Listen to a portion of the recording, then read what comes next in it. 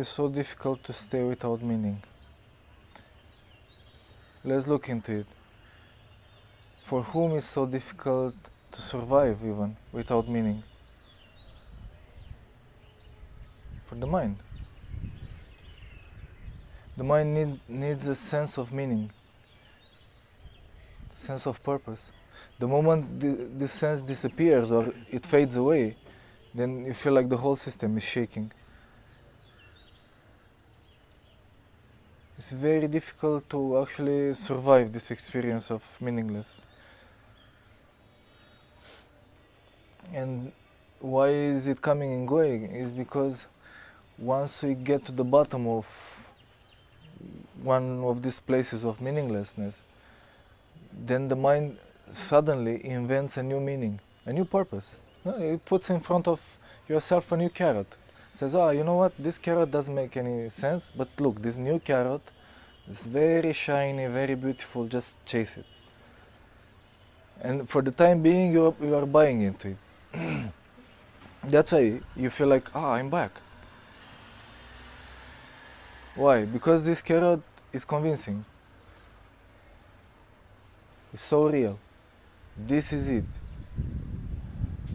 And again, and again, and again. Drifting in and out.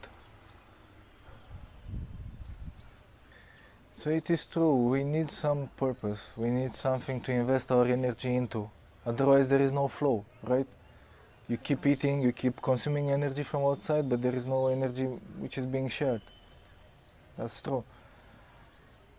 But when I use this word carrot, it's like a metaphor. And the real meaning of carrot is it's a purpose which looks like real, but it is not real. When you state that you want something, but actually you don't want that. You want something which is behind it and you don't see it, you don't realize it. The mind it's a very, very big paradox. It's one thing which is state, but another which is actually the reality. But maybe that this is what you are looking for, to the place where you realize that actually I don't need anything. No? To realize that you are content as you are. That's why this awareness process is important, to look at your impulses, your intentions, your instinct to reach and to grab the carrot, and then to realize that it is false and you don't really need that. But I feel like that place of, let's call it like this, like you don't really need anything, doesn't exclude movement. And I feel like this is maybe the major mistake of Advaita. Come on, let's face it. The whole Advaita tradition, they make such a big deal about this non-doing. And the way I see it is very, very, very misunderstood. Because then you practice this non-doing inside yourself, and it takes you to this place of, you know what, I'm fully content with myself. I don't need to move, I don't need to do anything, I don't need a purpose. But when some natural impulse arises within you, to build a house, to have a family, to whatever, just examples, like just natural impulse. Most of the Advaita seekers, they take that as a doing. And then they go back again into practice, and very, very subtly, they suppress that impulse. One can suppress for a while, but not endlessly. And what I notice is that all of us, we get to a point when the bubble is becoming very, very like explosive. You know, when you put a spark and boof. And most of us in this state of complete insatisfaction, complete getting to the end of all our efforts, we find and we kind of realize this paradox. Completely not doing inside, but outside many things happening. And who says what is false and what is real? What is the false carrot and what is the real carrot? It's not only our perception. And here is getting into a very, very strange dimension. We perceive a carrot as being false or real according to what we learn, to our conditionings, right? So you cannot say, ultimately. And there is a very sweet state of acceptance there, but this is deeper than this layer.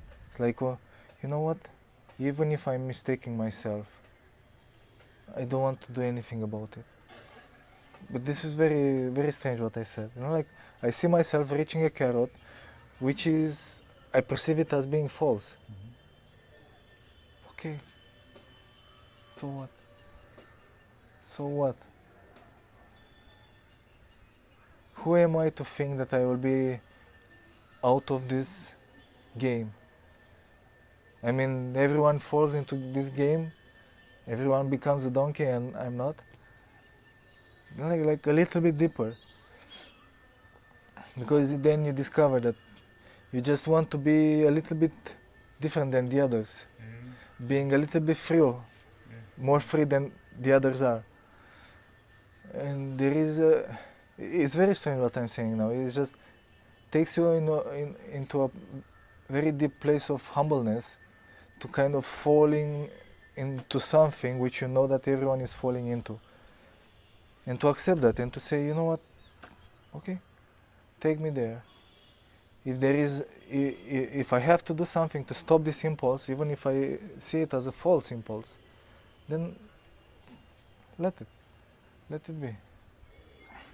But you know what means, what you said means to use what we discussed here, taking as a truth, and using this truth in order to justify an impulse.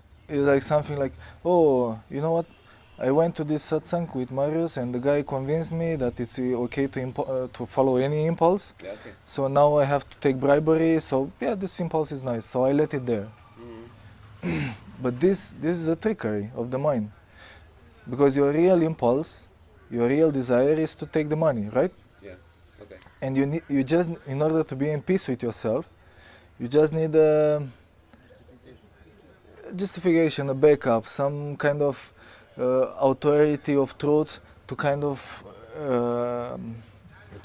confirm that what you're doing is okay. So is your own perverted mind that uses the so-called as a truth in order to justify your own impulse. And this happens so many times. So many times. As in Christianity they say something like the devil, if it's necessary, quotes from the Bible, uses any means in order to achieve the purpose. But this is a different aspect. I was not talking about that. When I was talking with Asaf, it was, and I hope you felt it, it was more like, okay, how you make the difference between these two? Yeah. How you make the difference is very simple. The first comes with pain and with destruction of your own ego. The second, it's inflating your bubble and you feel it. Yes, I will take this money. And I use this justification and everything is perfect in my bubble. I'm perfectly right to take this. And you feel like how energetically, how something in yourself is inflating.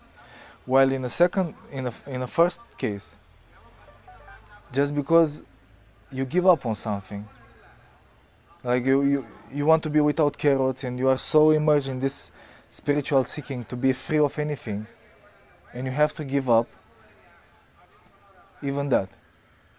So it's painful. And it carries very different quality inside, very different quality.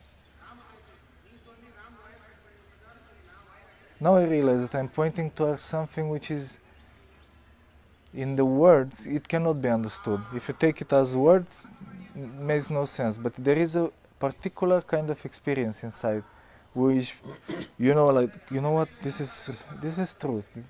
Because something from me is taken away and I feel it is right.